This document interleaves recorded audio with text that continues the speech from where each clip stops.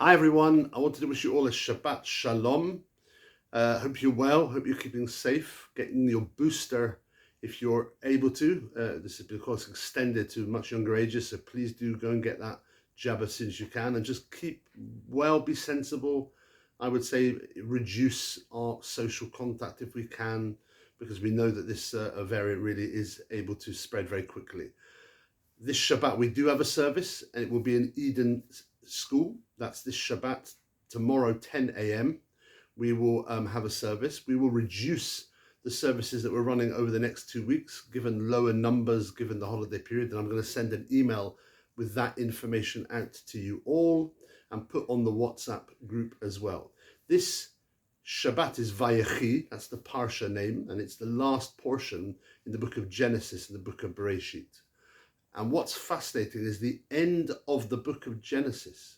We see a really interesting balance between what we call divine providence, God's involvement in the world, and the need for us as people to also act and not wait for God to act for us.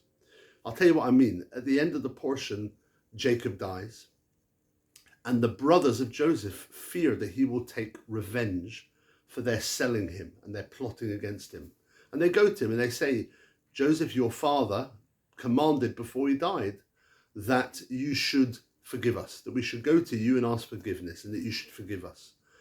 And Joseph is very, very quick to forgive. He actually says differently. He says, Hatachak Elokim ani, am I in place of God? Because I don't know what God's plan was. All I know, he says, is that I was here to support and sustain you when there was famine in Canaan and you came down to Egypt. So Joseph is giving a nod to God's plan in all this. In fact, he even says, you thought bad of me, atem chashavtem alai l'ra'ah, but by Elohim, chashava l'tova, God had good outcomes from this.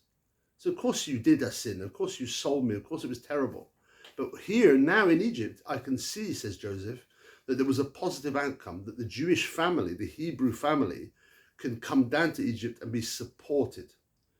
And so we see here this combination between divine providence, God's planning, and our need to act. Joseph becomes the economic leader and advisor in Egypt, devises a plan that will get Pharaoh and Egypt through the crisis.